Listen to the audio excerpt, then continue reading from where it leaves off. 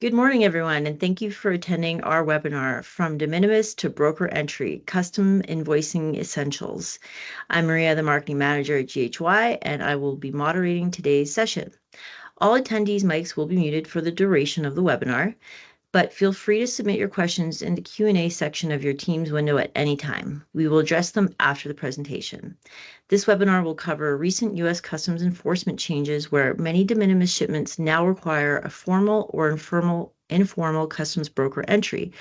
Learn how to transition these shipments, meet invoice and data reporting expectations, reduce courier arbitrage, and ensure compliance through proper classification, origin, valuation, and streamlined filing. We will also cover topics like manufacturer ID, terms of sale, PGA reporting, and data intake best practices. Our presenter today is Cory Korpatnicki, a 25-year veteran of the customs broker industry, a director of client services at GHY USA. So without further delay, let's get started. Cory, over to you. All right, thanks, Maria, for the introduction. So we'll start with why. So why broker entries? Why did we go down the path of changing the de minimis into a broker entry filing? So more data is required for a reason, to protect the American people, the national security, the economic security, and as well as facilitating lawful travel and trade. CBP is also building a capable workforce. So with that capable workforce, they're also introducing technology that will take it to the next level. So that will help them with the risk assessment of the items coming in, as well as some better targeting environment. Next slide, Maria. Oh, really? It's that simple. Oops. Okay. All right. So pardon? I think we had someone come through there. Yeah, if you have a question, just please hold off till the end, and we'll grab your question then. Okay. Okay. Thanks, Maria.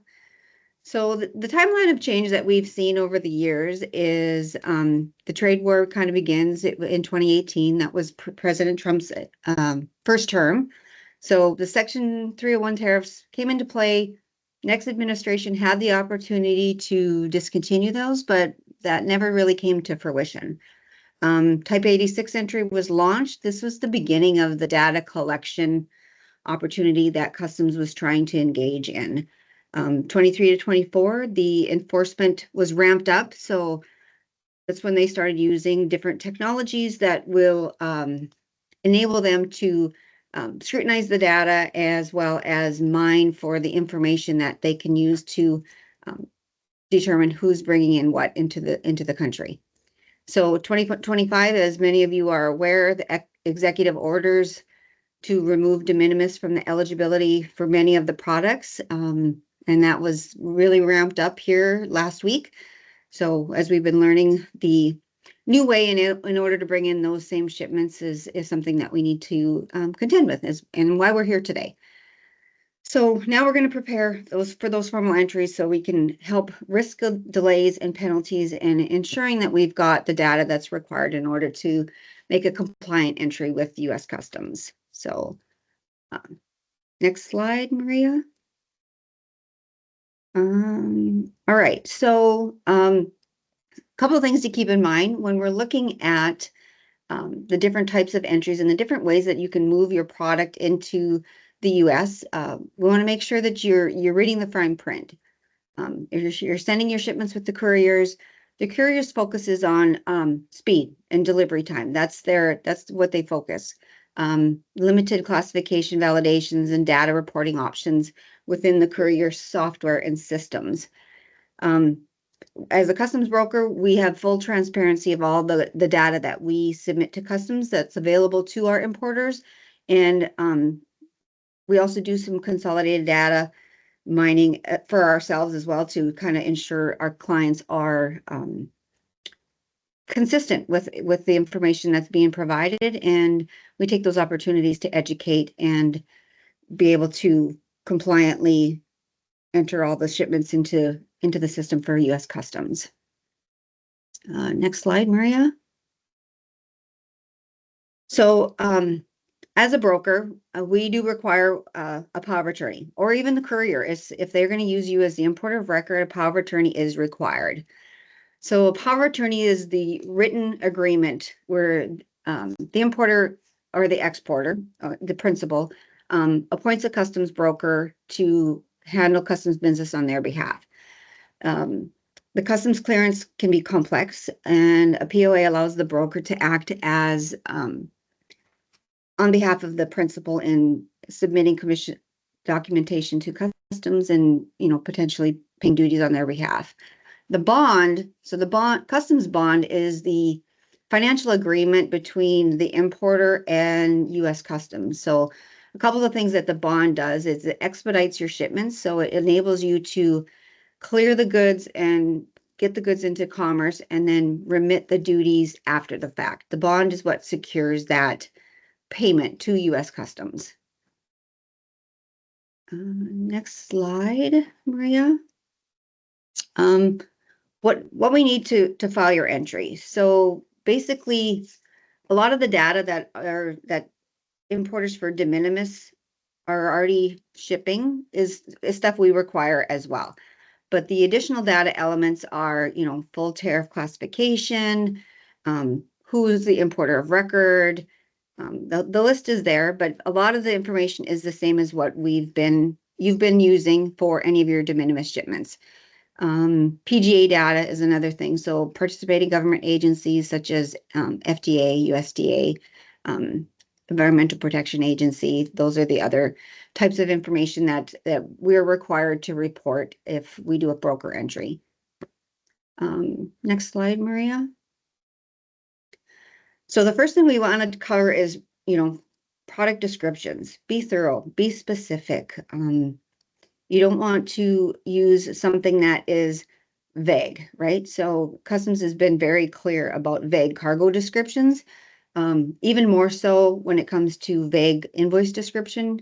To try and make an entry on something that says parts or accessories of what, right? So for example, we wanted to use a men's cotton crew t-shirt, short sleeves instead of just clothing, right? So there's many different classifications that are required, and that product description is vital in ensuring that your products are classified correctly.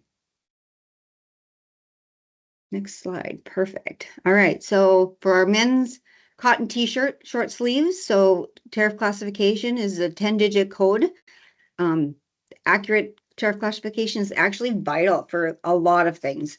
So that tariff drives not just the duty rate, it drives the statistical reporting requirements, it drives the trade remedy applications. So any of the new Trump tariffs that are on steel and aluminum, Section 301 are all driven by tariff and origin. Anti-dumping or countervailing duties, participating government agencies, quota requirements, and the list goes on and on. There's lots of online tools that can help with the classification to determine that you're using the right classification. So there, U.S. Customs has an online tariff book.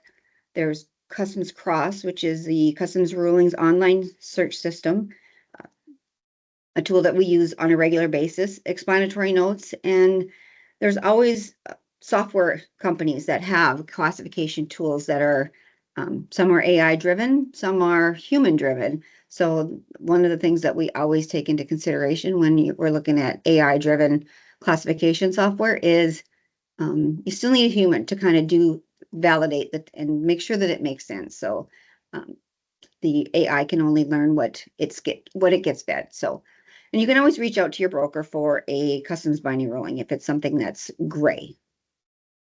Next slide, please.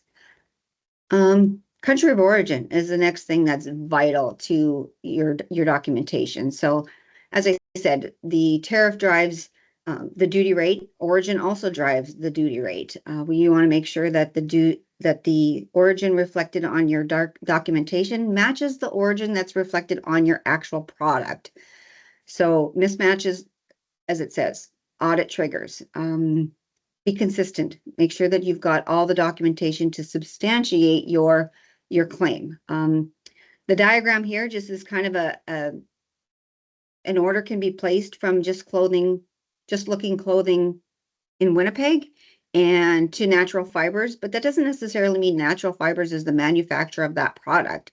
So they outsource that manufacturing to a company offshore, and then sometimes that product will come in directly from offshore to the importer or the consignee, and sometimes it comes in via natural fibers and then shipped to Just Look Clothing. So it's important to understand just because you ordered it from a certain country doesn't necessarily mean that it's manufactured there.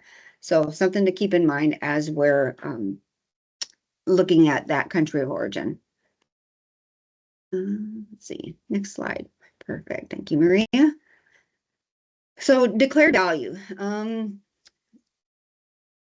So U.S. Customs has a number of different valuation methods, and the standard and top of the sequence is transaction value. So price paid or payable. So price paid or payable is what am I actually, if I ordered the product, what am I actually paying for that product? That's your transaction value. So that's the first and foremost way that customs values products. Yeah, there's different areas there. Packing costs, selling commissions are included, assists, royalties or license fees, that sort of thing. U.S. Customs does have a number of informed compliance publications that covers valuation, it's got a valuation encyclopedia as well as a valuation between related entities that you can kind of utilize arm's length transactions, that sort of thing, that makes sure that you're compliant with the proper valuation method that you're using. Right, intended use statements. So intended use statements are historically haven't been quite as, as we're looking at parts and accessories and those sorts of things, hasn't been as quite as vital as they are coming to place now, right? So the new Section 232 order for automotive, for example, there's 400 different classifications on that list that we have to pay attention to. So let's say you're shipping a laptop or a tablet, right? So maybe you've shipped those previously under $800, went through the de minimis or, low value clearance on a manifest, no big deal. You ship one of those now. So now we need to know, what is that tablet going to be used on? So a lot of people think tablet, like a tablet in a vehicle or a light truck, passenger car? How is that? So when in preparation for this, I actually Googled it.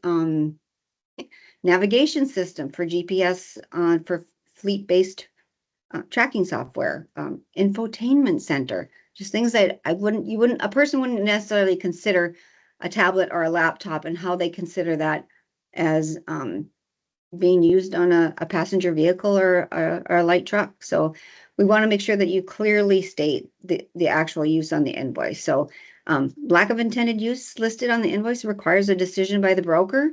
We don't necessarily know. So you want to make sure that all shipments have some sort of intended use. So if we don't have to hold it, we don't want to, right? None of the brokers want to. So we ask that you clearly indicate that on your customs documents. All right, next slide. Thank you, Maria. The other thing to keep in mind, so, we've seen a lot of the de minimis and textile items utilized and sent via the de minimis program. So textile items require manufacturer identification number, that MID. So customs wants to know, where was it made? So we need to have the full name and address of the manufacturer, including the postal or the zip code. So the importance of that postal/zip code really came into effect when we started having to do the forced labor. The things that come out of China, they need to know what region it came out of. So is it a target for the forced labor regime? That's something that customs needs to know, and we're required to have it in order to be able to transmit the MID, or the entry that includes an MID that doesn't have one will result in a reject. So we want to make sure that we include that information on your documentation. Applies to all textile and apparel entries, as well as participating government agencies. So if you're shipping something that is subject to the Food and Drug Administration, FDA wants to know where that product was made. So other things that are required in order to make a valid entry and to get it through without any issues. So check your MID codes by tariff, by PGA applicability. And I think we'll send you a link to where you can find more information on MIDs with the follow-up slides. Okay, Maria, next one.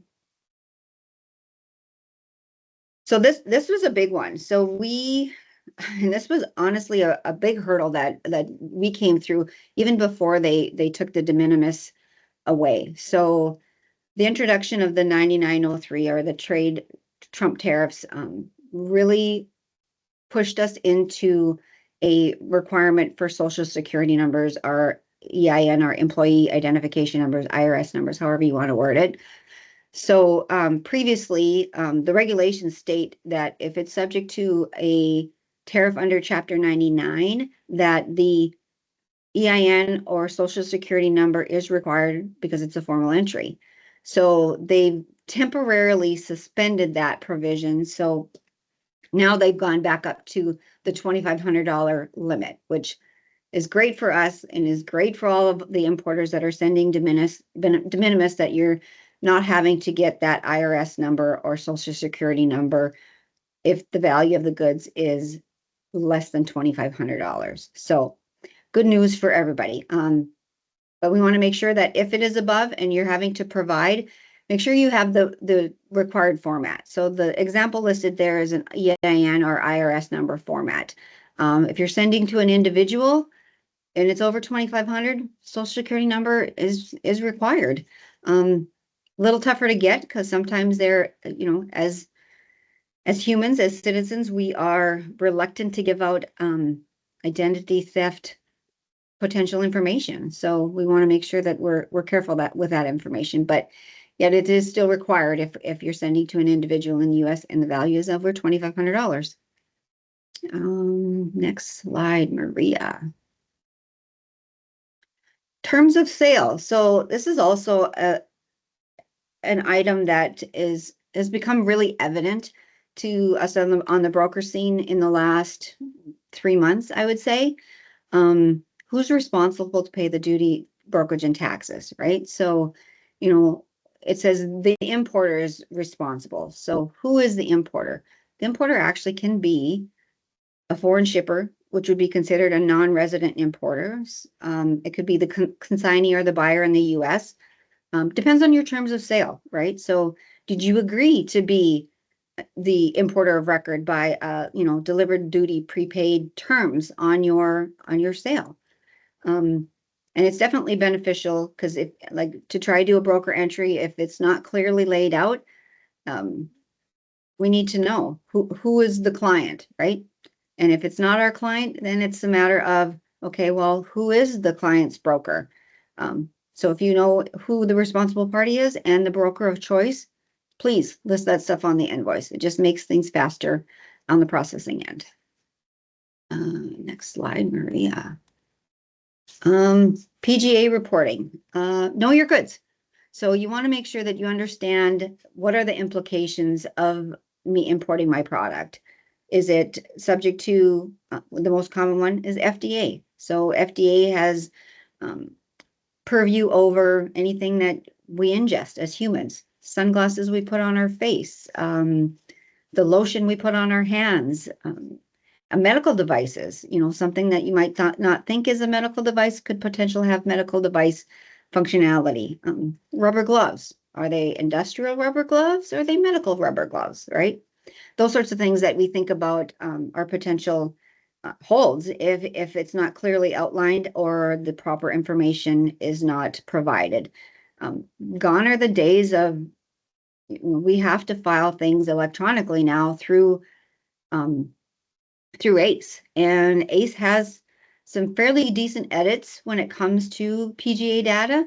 And in order for us to get the entry accepted, we've got to have all our ducks in a row. Every data element that's required has got to be in there.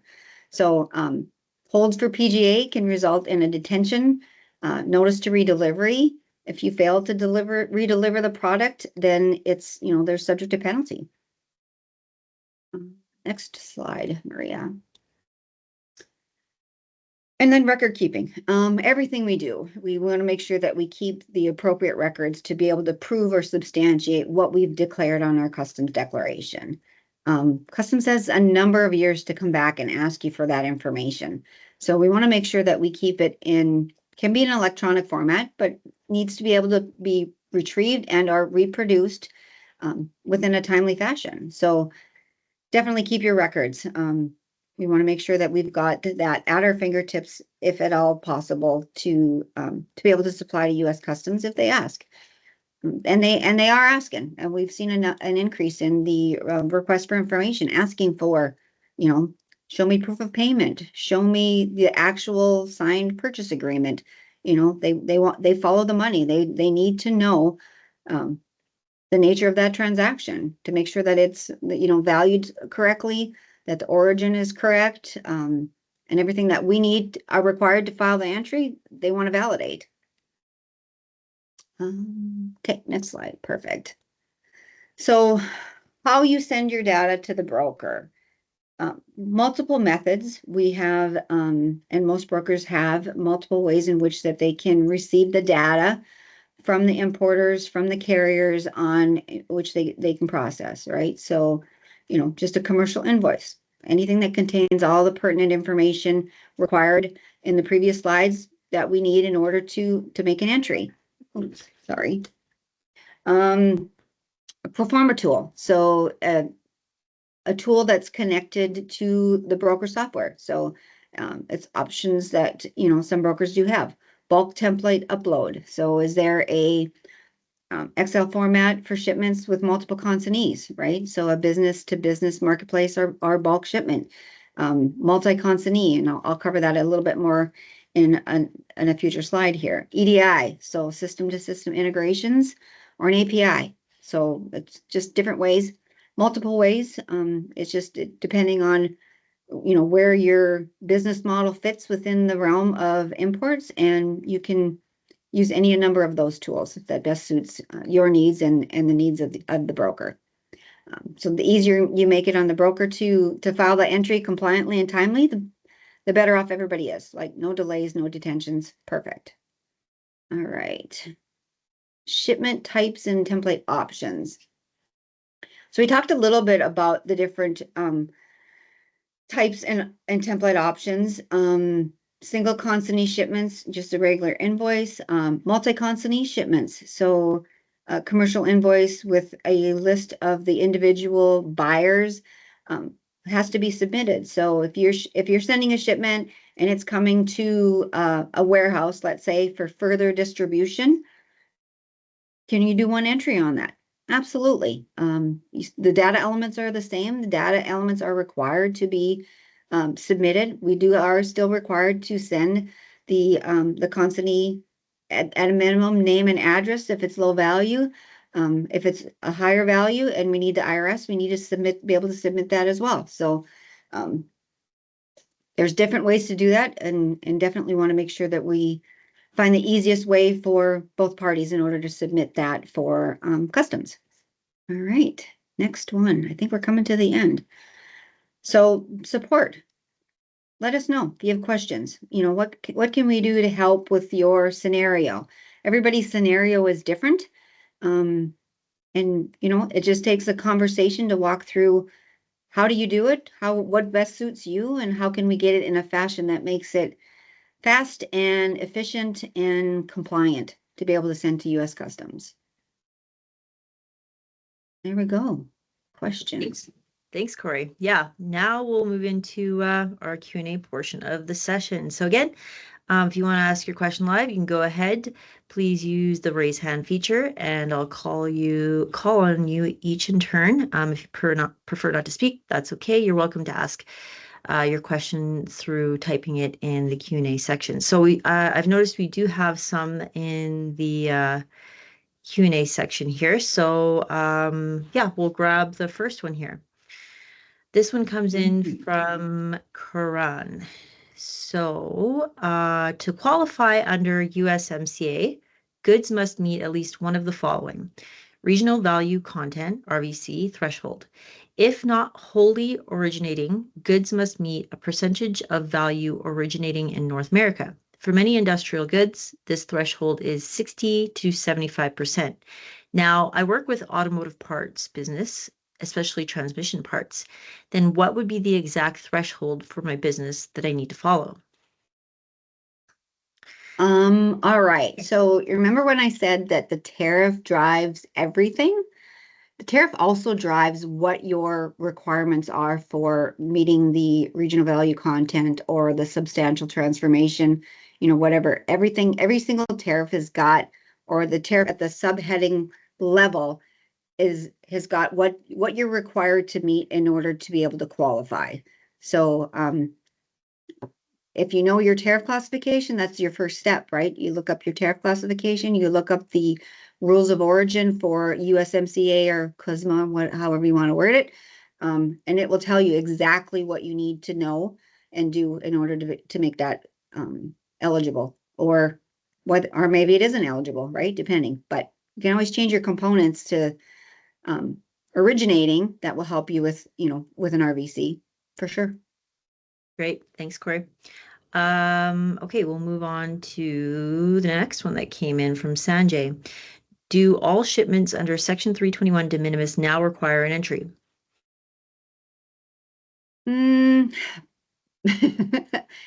Yeah, well, China for sure. Anything that's China manufactured. So not China originating as in shipped from China, but China made. So even if you're shipping it out of Canada and it's made in China, it is not eligible for 321. Other countries to date, as of today, Section 321 is still eligible. So if you have Canadian made goods, you're still eligible. If you have goods made in any other country other than the China, Hong Kong, Macau realm, you're still eligible for 321. Perfect. Thanks, Corey. Good question, though. Indeed. We've got one from Sushma. For e-commerce shipments, we have the price to the customer on the invoice shipped with the courier. Do we need to declare the transactional value of the invoice value to customs for calculating de minimis entry qualification or customs entry? So you want to make sure that you use the price paid or payable, right? So if I'm buying it from you, and I'm running my credit card, writing you a check, whatever that amount is the amount that you're going to need to reflect on the customs invoice. With a few exceptions, there's non-dutiable charges like freight, brokerage, insurance that are non-dutiable that could be deducted from there, but price paid or payable is what you want to declare. And yes, you need it on the invoice because someone's going to need to make that decision on whether it's eligible for de minimis or it requires a customs entry. But keeping in mind, even if it is eligible for de minimis, customs can require at their discretion a formal entry regardless of value. So you're never out of that option of having to file an entry. So thanks, Corey. Great questions. Yeah, great answers. Thanks. So we'll go to Eric here. Can carriers use nominal, and I pronounce it consignee, but the proper pronunciation is different. I say consignee, but everybody says it different. Okay, so can carriers use nominal consignee? Yeah, so there is, so if the shipment is coming, and it could be multiple, buyers, multiple consumers at the end. So a nominal consignee can be used, but at the line level, so at the product level, we have to report who the actual buyer is in the US. So the nominal consignee is basically what allows you to file a consolidated entry. So it comes into our warehouse and then we break it down and ship it all out, small parcel and on UPS or FedEx or whatever, right? Can come down as one entry. And that's where the nominal consignee. So in that situation, It could be, I could have a shipment, my daughter can have a shipment, and my son-in-law can have a shipment or whatever. And it all can come to our warehouse. GHY would be the nominal consignee, and then our warehouse would distribute it. I'd get mine.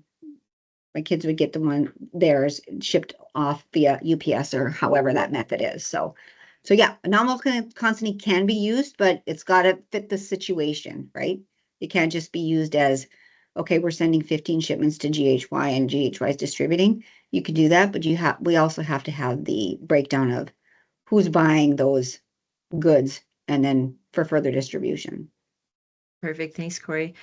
Okay, we've got lots of questions coming in. We'll push it out a little bit more so we can grab some more of those questions. We've got one from Anna. So the MID required for textiles, does it apply to geotextiles as well? Back to classification, right? So is it geotextiles? Is it classifiable in, I've heard geotextiles in chapter 39. So it's classification driven. So textiles would be considered, for the most part, anything classifiable in chapter 50 through chapter 63.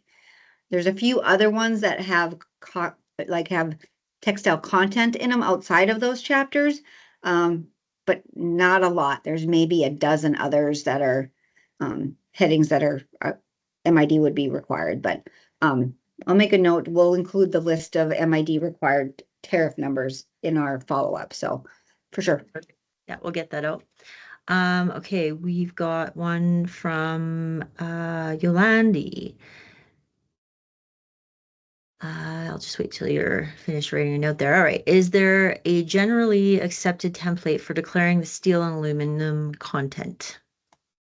Yes, actually, we have one on our website. So yeah, the thing to keep in mind when you look at that steel and aluminum content template, right at the top, at least on ours, right at the top, you're only really allowed or required to break out the content if the goods fall outside of chapter 73 or chapter 76. If your goods are in one of those chapters, the breakout doesn't matter because you have to pay at the full value, 25% of that full value of the item. So it's kind of, make sure you read the fine print, right? Right, absolutely. Yeah, I'll send out a link to that as well in the follow-up email. Okay, we've got a specific question on product. So our products are made in South Africa, still under de minimis exemption. That is a question. Are products made in South Africa still under a de minimis exemption? So the shipment value equals the sale price to the customer of the product only, correct?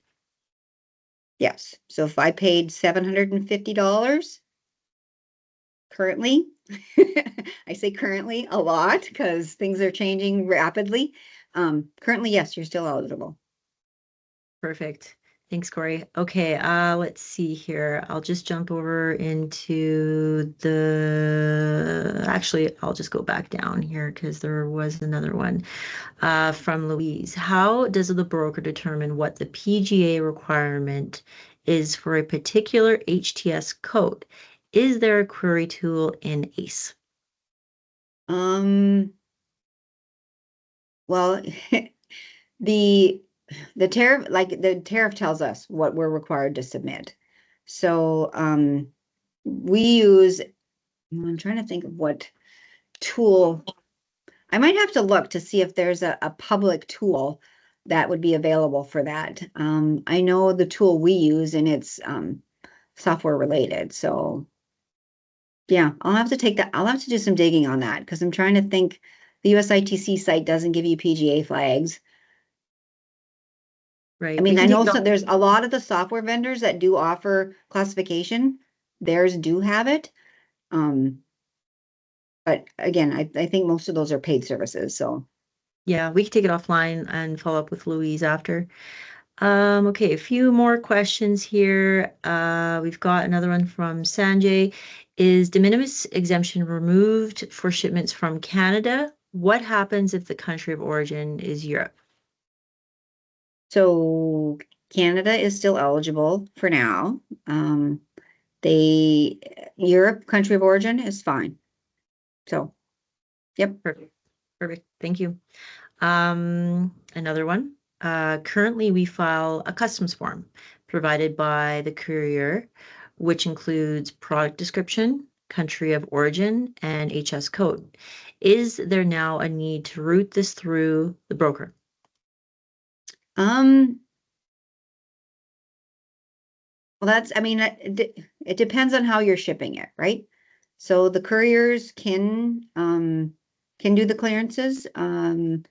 They do, I mean, like I highlighted in the one slide there, that they don't have the same reporting eligibility for your own internal audits that filing through a broker is. But if it's China origin and if we're clearing your goods otherwise, yeah, it is best to route it through the broker, because then it's going to show up on all your reporting requirements and all of your invoicing. You'll have copies of your records for what you've imported and be able to track and trace all of that information. Thank you, Corey. Okay, we'll grab another question here and then we'll move towards closing off the session. So we have products that we ship from Canada to the US made in China. What is the tariff percent now? 145%? It depends. Right, it does depend. Oh my goodness. Okay, so it depends. So right now, and we haven't gotten the guidance. It's been in the Federal Register about the stacking, but we've yet to get any guidance from customs on how that's going to work. So those of you that participate and subscribe to our trade updates, once we have that, we'll send that out. But China origin goods, so there's a couple different things.